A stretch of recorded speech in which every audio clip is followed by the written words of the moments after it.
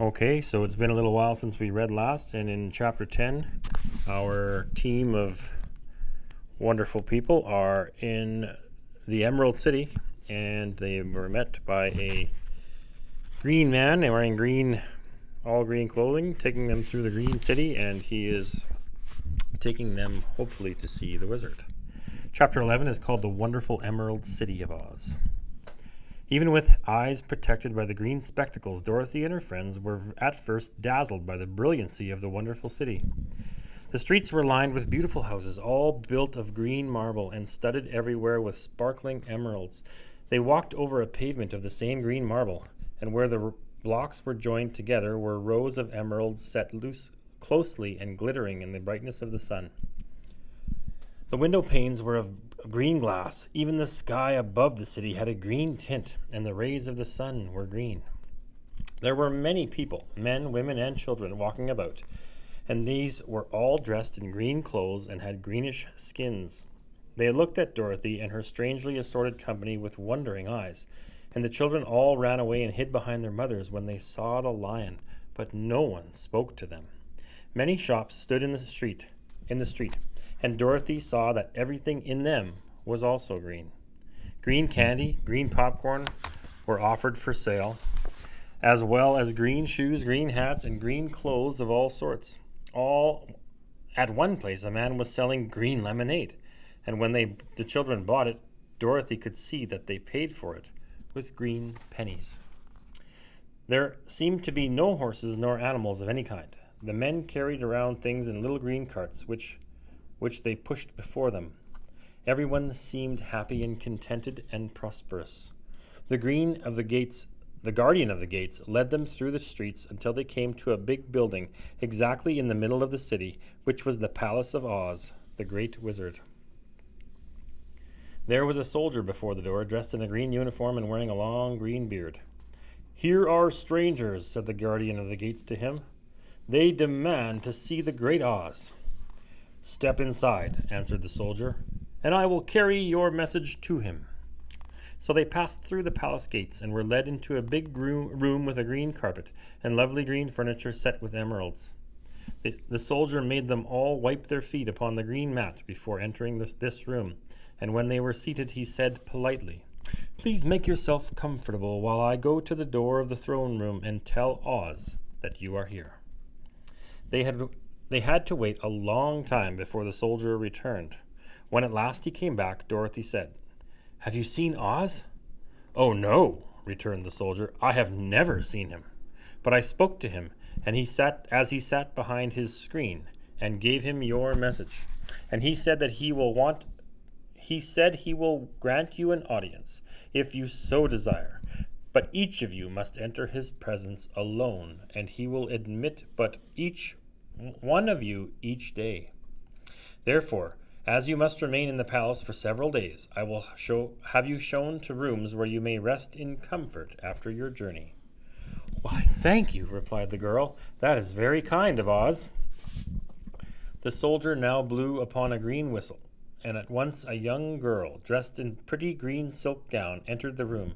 She had lovely green hair and green eyes, and she bowed low before Dorothy, and she said, "Follow me, and I will show you to your room."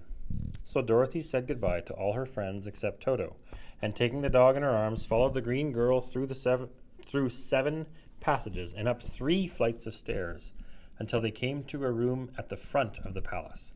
It was the sweetest little room in the world, with a soft, comfortable bed that had sheets of green silk and green velvet counterpane. There was a tiny fountain in the middle of the room that shot a spray of green perfume into the air, to fall back into a beautifully carved green. There was a tiny fountain in the middle of the room that shot a spray of green perfume into the air to fall back into a beautifully carved green marble basin. Beautiful green flowers stood in the windows, and there was a shelf with a row of little green books. When Dorothy had time to open these books, she found them full of queer green pictures that made her laugh. They were so funny. In a wardrobe, there was many green dresses made of silk and satin and velvet, and all of them fitted Dorothy exactly. "Make yourself at home," said the little green girl, "and if you wish for anything at all, ring the bell. Oz will send for you tomorrow morning." She left Dorothy alone and went back to the others. She also led to rooms, and each one of them found himself lodged in a very pleasant part of the palace. Of course, this politeness was wasted on the Scarecrow, for when he found himself alone in his room, he stood stupidly in one spot, just within the doorway, to wait until morning. It would not rest him to lie down, and he could not close his eyes. So he remained all night staring at a little spider which was weaving a web in the corner of the room, just as if it were not one of the most wonderful rooms in the world.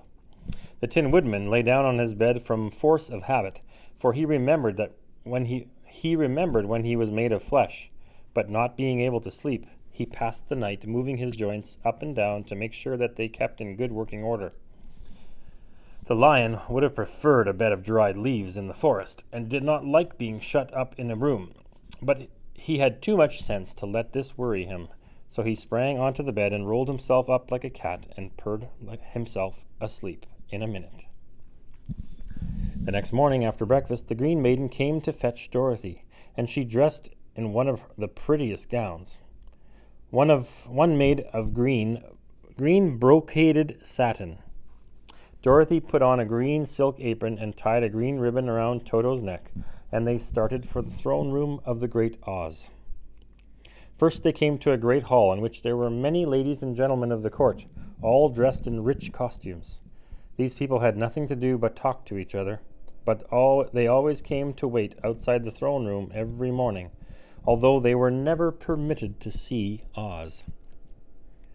As Dorothy entered, they looked at her curiously, and one of them whispered, "Are you really going to look upon the face of Oz the Terrible?" "Of course," answered the girl, "if he will see me." "Oh, he will see you," said the soldier, who had taken her message to the wizard, "although he does not like to have people ask to see him. Indeed, at first he was angry, and said that I should send you back from where you came. Then he asked me what you looked like, and when I mentioned your silver shoes, he was very much interested. At last I told him about the mark on your forehead, and he decided that he would admit you into his presence." Just then a bell rang, and the green girl said to Dorothy, "That is the signal. You must go into the throne room alone." She opened a little door, and Dorothy walked boldly through and found herself in a wonderful place. It was a big round room with a high arched roof, and the walls and the ceilings and the floor were covered with large emeralds set closely together. In the center of the roof was a great light, as bright as the sun, which made the emeralds sparkle in a wonderful manner.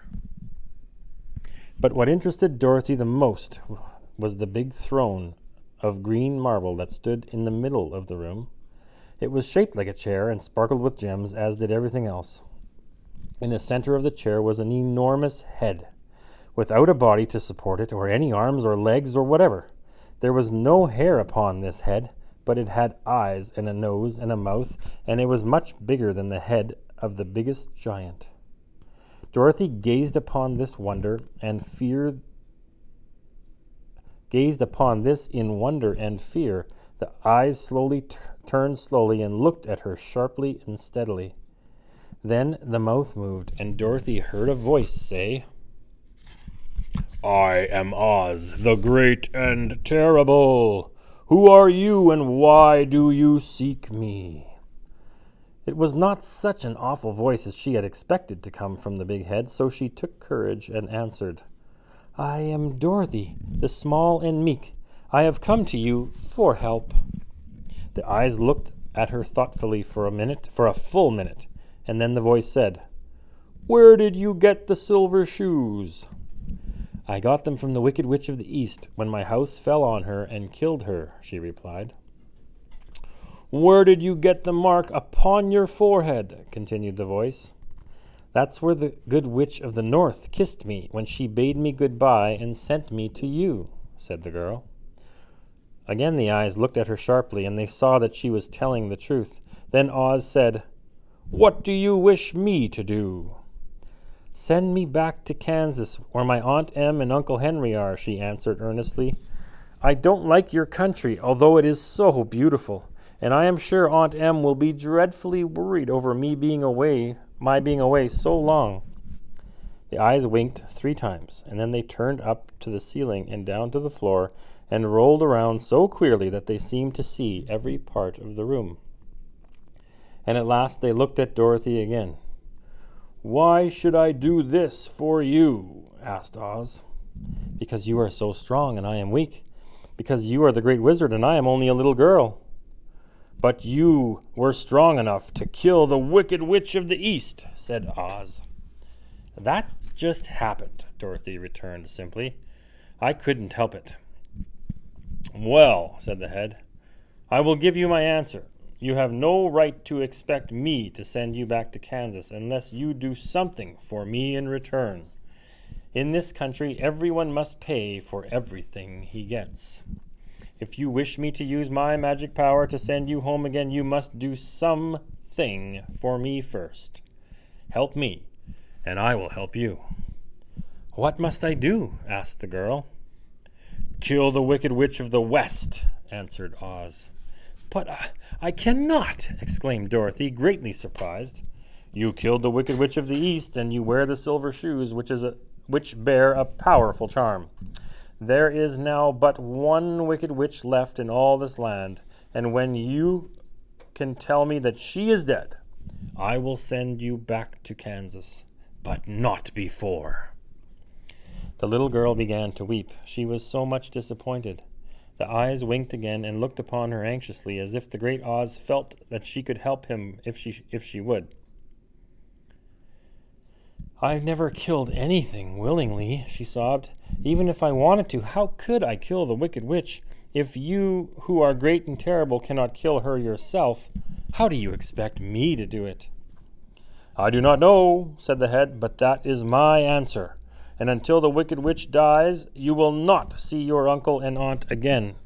Remember that the witch is wicked, tremendously wicked, and ought to be killed. Now go and do not ask to see me again until you have done your task." Sorrowfully, Dorothy left the throne room and went back to where the Lion and the Scarecrow and the Tin Woodman were waiting to hear what Oz had said to her. "There is no hope for me," she said sadly, "for Oz will not send me home until I have killed the Wicked Witch of the West. And that I can never do." Her friends were sorry but could do nothing to help her, so Dorothy went to her own room and lay on the bed and cried herself to sleep. The next morning the soldier with the green whiskers came to the Scarecrow and said, "Come with me, for Oz has sent for you." So the Scarecrow followed him and was admitted into the great throne room, where he saw, sitting in the emerald throne, a most lovely lady. She was dressed in green silk gauze and wore upon her flowing green locks a crown of jewels. Growing from her shoulders were wings, gorgeous in color, and so light that they fluttered if the slightest breath of air reached them. When the Scarecrow had bowed, as prettily as his soft straw stuffing would let him, before this beautiful creature, she looked upon him sweetly and said, "I am Oz, the great and terrible. Who are you, and why do you seek me?"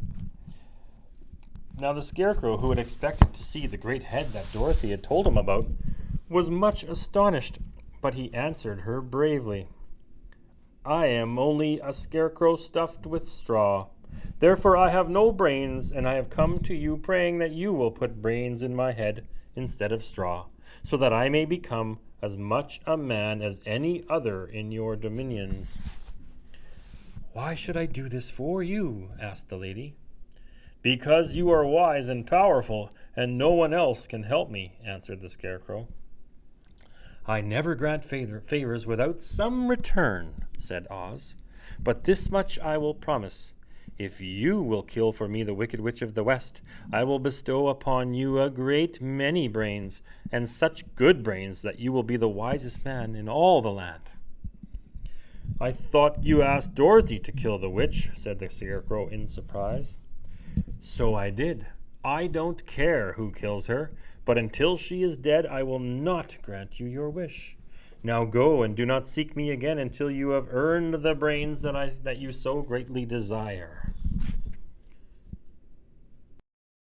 The Scarecrow went sorrowfully back to his friends and told them what Oz had said, and Dorothy was surprised to find that the Great Wizard was not a head, as she had seen, but a lovely lady.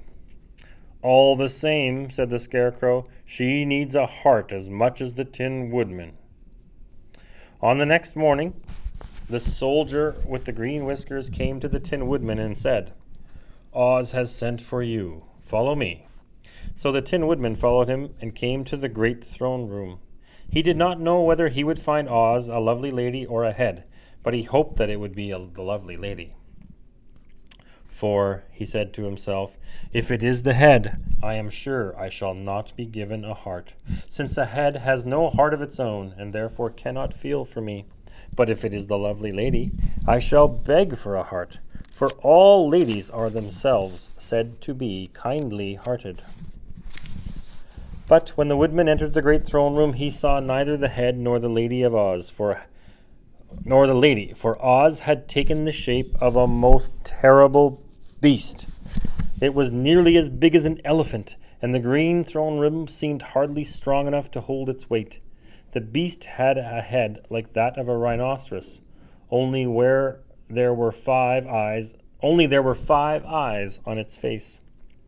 There were 5 long growing arms. My goodness. There were 5 long arms growing out of its body, and it also had 5 long, slim legs. Thick, woolly hair covered every part of it, and a more dreadful-looking monster could not even be imagined. It was fortunate the Tin Woodman had no heart at that moment, for it would have beat loud and fast from terror. And being only tin, the Woodman was not at all afraid, although he was much disappointed. "I am Oz the Great and Terrible," spoke the beast in a voice that was one great roar. "Who are you, and why do you seek me?" "I am the Tin Woodman, and I am a woodman and made of tin. Therefore I have no heart and I cannot love. I pray that you give me a heart that I may be as other men are." "Why should I do this?" demanded the beast. "Because I ask it, and you alone can grant my request," answered the Woodman. Oz gave a low growl at this, and he said gruffly, "If you indeed desire a heart, you must earn it." "How?" asked the Woodman. "Help Dorothy kill the Wicked Witch of the West," replied the beast. "When the witch is dead, come to me, and I will give you the biggest and kindest and most loving heart in all the land of Oz." So the Tin Woodman was forced to return sorrowfully to his friends and tell them of the terrible beast that he had seen. They all wondered greatly at the many forms of the Great Wizard that he could take upon himself, and the Lion said, "If he is a beast when I shall go to see him, I shall roar my loudest, and so frighten him that he will grant what I ask. And if he is the lovely lady, I shall pretend to spring upon her, and so compel her to do my bidding. And if he is the great head, he will be at my mercy, for I will roll this head all about the room until he promises to give us what we desire. So be of good cheer, my friends, for all will yet be well." The next morning, the soldier with the green whiskers led the Lion to the great throne room and bade him enter the presence of Oz. The Lion at once passed through the door, and glancing around saw to his surprise that before the throne was a ball of fire, so fierce and glowing that he could scarcely bear to gaze upon it. At first he thought that Oz had by accident caught on fire and was burning up, but when he tried to go nearer, the heat was so intense that it singed his whiskers, and he crept back tremblingly to a spot near to the door. Then a low voice came from the ball of fire, and these were the words it spoke. "I am the great Oz the Great and Terrible. Who are you, and why do you seek me?" The Lion answered, "I am the Cowardly Lion, afraid of everything. I came to you to beg that you give me courage, so that in reality I may become the King of Beasts, as men call me." "Why should I give you courage?" demanded Oz. "Because of all the wizards you are the greatest, and alone have the power to grant my request," answered the lion. The ball of fire burned fiercely for a time, and then the voice said, "Bring me proof that the wicked witch is dead, and that moment I will give you courage. But as long as the witch lives, you must remain a coward." The lion was angry at this speech, and he could say nothing in reply, and while he stood silently gazing at the ball of fire, it became so furiously hot that he turned tail and rushed from the room. He was glad to find his friends waiting for him, and he told them of his terrible interview with the wizard. "What shall we do now?" asked Dorothy sadly. "There is only one thing we can do," returned the lion, "and that is to go to the land of the Winkies, seek out this wicked witch, and destroy her." "But suppose we cannot?" said the Earl. "Then I shall never have courage," declared the lion. "And I shall never have brains," added the Scarecrow. "And I shall never have a heart," spoke the Tin Woodman. "And I shall never see Aunt Em and Uncle Henry," said Dorothy, beginning to cry. "Be careful!" cried the green girl. "The tears will fall on your silk gown and spot it." Dorothy dried her eyes and said, "I suppose we must try it, but I am sure I do not want to kill anybody, even to see Aunt Em again." "I will go with you, but I'm too much of a coward to kill the witch," said the lion. "I will go too," declared the Scarecrow, "but I shall not be of much help. I am such a fool." I haven't the heart to harm even a witch," remarked the Tin Woodman. "But if you go, I shall certainly go with you." Therefore it was decided to start upon their journey to the next morning, and the woodman sharpened his axe on a green grindstone and all his joints oiled. The Scarecrow stuffed himself with fresh straw, and Dorothy put new paint on his eyes so that he might see better. The green girl, who was very kind to them, filled Dorothy's basket with good things to eat and fastened a little bell around Toto's neck with a green ribbon.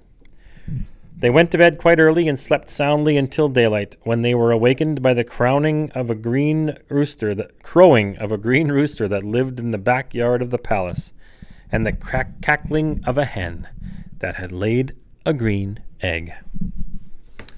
That is finally the end of Chapter 11. Chapter 12 is called The Search for the Wicked Witch.